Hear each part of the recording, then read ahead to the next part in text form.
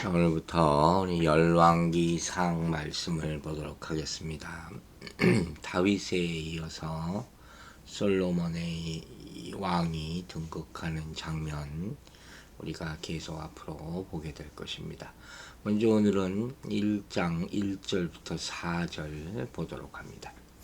다윗 왕이 나이가 많아 늙으니 이불을 덮어도 따뜻하지 아니한지라. 그의 시종들이 왕께 아뢰되 우리 주 왕을 위하여 젊은 처녀 하나를 구하여 그로 왕을 받들어 모시게 하고 왕의 품에 누워 우리 주 왕으로 따뜻하시게 하리이다 하고 이스라엘 사방 영토 내에 아리따운 처녀를 구하는 중 수넴 여자 아비삭을 얻어 왕께 데려왔으니 이 처녀는 심히 아름다워 그가 왕을 받들어 시종 들었으나 왕이 잠자리는 같이 하지 아니하였더라. 자, 본문은 이 다윗 왕이 이제 나이가 들어 병이 걸리는 그런 장면이 기록되어 있죠. 이처럼 이 본서의 저자가 이 처음 부분에 다윗 왕의 노환에 대해서 언급하고 있는 사실은 몇 가지 의의가 있다 볼 수 있어요. 첫째는 다윗 왕이 노환으로 인해서 더 이상 국정을 돌볼 수 없게 됐다는 사실을 암시하는 것이죠. 그래서 다윗의 후계자들이 이제 나타날 것이다. 그런데 안타깝게도 이제 아도니아라는 자가 나타나서 반란을 꾀하게 되는 이 나라가 또 어지럽게 됐겠죠. 그것을 암시하게 해주고 또 하나는 이 같은 맥락에서 다윗이 죽기 전에 솔로몬이 급히 즉위할 수밖에 없었던 배경을 또 설명해 주고 있다. 이렇게 볼 수 있는 거죠. 성경은 여러분 한 절도 그냥 가볍게 읽을 그런 구절이 없어요. 다 의미가 있다는 거예요. 또 한편으로 이렇게 노환으로 인한 다윗의 나약한 모습을 보면서 우리는 뭘 느낍니까? 인생 무상을 느끼는 거죠. 베들레헴의 이름 없는 목동으로부터 시작해서 이스라엘의 위대한 통치자의 자리에 오르기까지 다윗은 실로 파란만장한 세월을 겪지 않습니까? 우리가 사무엘서를 통해서 본 대로 이스라엘 왕이 된 이후에도 다윗은 수많은 날을 전쟁터에서 보냈어요. 그 결과 이스라엘 영토를 확장하고 성경 건축의 기반을 다지는 등 명군과 성군으로서의 역량을 발휘했죠. 사실이죠. 하지만 그 영화로웠던 세월들도 유수처럼 흘러가고 이제 다윗은 70 노인이 되어서 바야흐로 인생의 황혼기를 맞게 되는 그런 장면이 나오고 있는 것이죠. 그게 1절부터 설명되어 있는 거예요. 1절 다시 봅니다. 다윗 왕이 나이가 많아 늙으니 이불을 덮어도 따뜻하지 아니하였다. 저도 이제 나이가 들어가니까 괜히 가슴이 아프네요. 다윗이 30세의 왕이 됐어요. 헤브론에서 7년, 예루살렘에서 33년, 도합 40년 동안 이스라엘을 다스리지 않았습니까? 그리고 이제 나이가 70이 됐을 때 나이 많아 늙으니 이게 관용어예요. 히브리 원문에 자주 나오는 관용어. 요새는 뭐 70이 아무것도 아니지만 젊은이라고 하더라고요. 연세 붙으신 분 사이에서는 그렇지만 나이가 걔들 만큼 든 거죠. 이불을 덮어도 따뜻하지 않았다. 덥게 원어적인 의미는 이불은 의복, 겉옷 다 비슷한 의미로 사용되는 단어예요. 왜 이렇게 됐습니까? 쇠약해졌기 때문에 침상에 즐거운 머물러 있었기 때문에 몸이 아프고 약해지면요 항상 춥다 그래요. 참 이상하죠. 혈액순환이 잘 안 되는 거죠. 그래서 따뜻하지 아니한지라 거죠.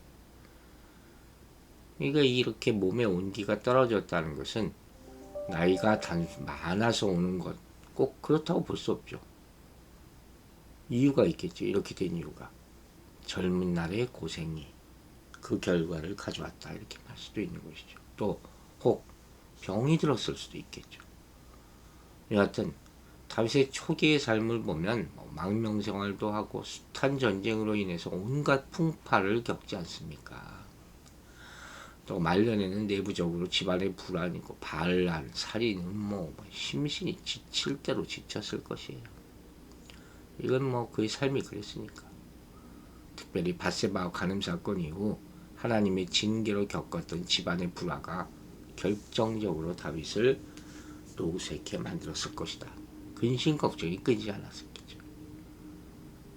그래서 이렇게 이 모든 일이 다 합해져서 말년에 노환이 되어 다윗을 쇠약하게 만들었다고 볼 수 있는 것이죠. 즉 이렇게 본서 처음에 다윗의 몸의 증세를 알렸다 하는 것은 우리 서두에서 얘기했듯이 그가 더 이상 나라를 통치하기에는 너무 쇠약해졌다 하는 사실을 암시하고 있는 거예요. 그래서 이제 차기 왕을 지목해야 될 때가 된 것 아닙니까? 근데 다윗도 말이 없고 신하들도 감히 말을 꺼내지 못하고 이 나라의 걱정이 점점 깊어가고 있는 그런 배경으로 열왕기가 시작되는 거예요. 여러분, 자 이제 우리가 생각해 봅시다. 사람은 일정 연령이 지나면 몸에 자꾸 병이 생겨요. 저도 자꾸 약을 먹는 게 많아지고 아픈 데가 많아져요. 육신의 죽음을 향해서 우리는 갈 수밖에 없는 거예요. 그게 마지막이니까. 몸의 기능이 정화되고 또 힘도 약해지고 또 마음도 예전 같지가 않죠. 뭐든지 할 수 있을 것 같은데 점점 걱정이 많아져. 다윗이 따뜻함, 온기를 잃어간다 하는 말은 의미심장해요. 몸뿐만 아니라 마음에서도 같이 이루어지고 있었다. 이게 안타까운 것이죠. 저는 여기서 그 교훈을 하나 얻었어요. 우리는 이 나이가 들어가는 것, 따뜻함을 잃어가는 그 모습을 잃지 않는 훈련을 해야 되겠다 하는 것이죠. 늙어도 아름답게 늙어온 훈련을 하라. 이런 말을 제가 들은 적이 있거든요. 건강하게 늙는 그런 연습을 해야 된다 하는 것이죠. 바울의 고백이 떠올랐어요. 고린도서 4장 16절에 이런 말이 있어요. 우리가 낙심하지 아니하노니 우리의 겉사람은 낡아지나 우리의 속사람은 날로 새로워지도다. 자, 얼마나 감사하고 귀한 말씀입니까? 우리는 죄로 죽은 옛 생명으로 살지 않죠. 구원받았으니까. 그리고 새 사람으로 산다 그랬어요. 예수님과 연합하면서 새롭게 창조된 부활의 생명으로 살 때 새로워진다는 것은 단지 느낌이 아니라 실제가 될 수 있는 것이죠. 여러분, 우리 모두 죽어가는 사람으로 살지 말고 새 생명을 소망하는 사람으로 살아가게 되기를 주의 이름으로 축원합니다. 2절을 보니까 이런 말씀이 있네요. 그의 시종들이 왕께 아뢰되 우리 주 왕을 위하여 젊은 처녀 하나를 구하여 그로 왕을 받들어 모시게 하고 왕의 품에 누워 우리 주 왕으로 따뜻하시게 하리이다 하고, 참 또 이해하지 못하는 그 당시의 이상한 풍습이 나와 있어요. 다윗의 노쇠를 해결하려는 신하들의 방법이겠죠. 이건 향락의 목적이 아니에요. 잘 구분해서 봐야 돼요. 치료가 목적이지. 왕을 위해서 이 시종들이 모여서 왕을 어떻게든지 병을 회복시키고 다윗 왕이 죽으면 사실 나라의 큰일이잖아요. 그러니까 이 다윗의 상태가 모든 신하들을 근심케 하는, 나라 전체를 근심케 하는 심각한 문제가 됐다는 것이죠. 왜냐하면 뚜렷한 후계자도 아직 정해지지 않는 상태였기 때문에 다윗 왕의 쇠약함이라는 것은 국가의 쇠약함이 되는 것이죠. 그래서 신복들, 시종들은 아마 이 의사들, 궁중 시의들을 말할 거예요. 그래서 우리 왕을 위하여 젊은 처녀를 하나를 구해서 왕을 받들어 모시게 하자, 복양하게 하자, 이렇게 얘기하고 다윗이 그것을 허락하는 그런 장면이란 말이에요. 다윗을 곁에서 간호하는 그런 일을 하는 처녀를 구한 것이죠. 여기서 처녀는 남자 관계가 전혀 없는 그런 동료를 말하겠죠. 이처럼 특별히 젊은 처녀가 요구된 데는 몇 가지 이유가 있겠죠. 하나는 다윗 왕의 체온저하를 치료하기 위해서는 젊은 처녀의 온기가 필요했기 때문이다. 이런 해석들을 합니다. 무슨 소리인지 모르겠지만 하여튼 그런 것 같아요. 또 한 가지는 다윗 왕의 후궁으로 이 여인이 강조되기 때문에 처녀가 필요했다는 것이죠. 그래서 왕의 품에 누워 왕을 따뜻하게 했다. 쉽게 말하면 이런 해석이에요. 젊은이의 온기를 받아서 늙은 몸의 기운을 회복하는 방법. 이게 고대 치료 의술 중 하나였다고 합니다. 그런 기록들이 많이 남아 있다고 해요. 그게 뭐 실제로 저는 뭐 젊은 사람 피를 받으면 그게 효과가 있다는 얘기는 들어요. 실제로 보기도 하고 그 피가 그만큼 중요하죠. 근데 뭐 이 같은 것이 과연 필요한가? 어쨌든 뭐 이렇게 했다 그러니까. 그래서 다윗의 온기를 회복시켜서 통치를 계속할 수 있도록 하겠다. 무슨 일종의 미신 같은 거 있겠죠. 자, 3절에 이렇게 얘기합니다. 이스라엘 사방 영토의 아리따운 처녀를 구하던 중 수넴 여자 아비삭을 얻어 왕께 데려왔다.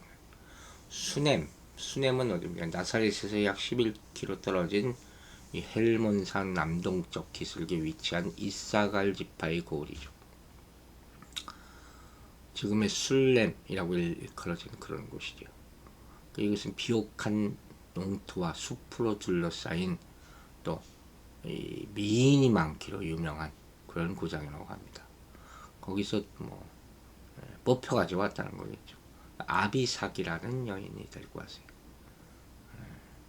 다윗을 봉양한 의무를 띠고 이스라엘 중에 뽑힌 수넴 출신의 아름다운 처녀, 바로 아비삭이죠.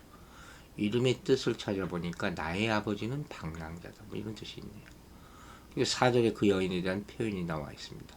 이 처녀는 심히 아름다워 그가 왕을 받들어 시종들었으나 왕이 잠자리는 같이 하지 아니하였더라. 동침하지 않았다는 것이죠. 뭐 아비삭이 간호의 역할만 하는 시녀 있을 수도 있고 또 다윗이 너무 노쇠해서 동침할 수 없었을 수도 있겠죠. 그런데 첫 번째 견해를 수용을 한다면 이 구절은 후에 솔로몬의 이복형 아도니아가 아비삭을 요구할 수 있었던 배경을 제공해 준다고도 해석을 합니다. 그러나 솔로몬은 아도니아의 요구를 부왕의 후궁을 요구하여 왕위까지 누리는 불손한 것으로 여겨서 그를 죽여버리거든요. 한편 70인역을 보면 아비삭의 복량을 함께 누워 흥분케 하는 것 이렇게 또 번역해놨어요. 이 두 번째 견해를 몸을 따뜻하게 하는 것이라고 지지하겠죠. 어떻게 해석하든 간에 이 말은 다윗의 노쇠함이 심각할 정도였다. 이걸 표현하기 위해서 이런 구절들이 쓰였다고 보면 될 것 같아요. 이렇게 시종들은 다윗왕의 회복을 위해서 아비삭을 데려왔고 그녀는 다윗왕을 섬깁니다. 그러나 이것은 오히려 다윗의 노쇠함만 드러낼 뿐이었다. 그 무엇으로도 죽음으로 가는 인간의 길을 막을 수 없고 그러한 노력은 인간의 한계를 드러낼 뿐이다 하는 것을 우리는 깨달아야 돼요. 다윗왕은 백성의 존경을 받고 성전 건축의 기반을 다지고 수많은 전쟁에서 승리를 거두고 영토를 확장하는 위대한 일을 했지만 이 모든 일은 이제 과거가 되고 말았다 하는 거예요. 우리 인생이 그런 겁니다. 인정할 건 인정해야 됩니다. 아침부터 이런 얘기하면 좀 가슴 아프고 쓸쓸할지 모르지만 네, 여러분 우리 인생이 이게 끝난 게 아니잖아요.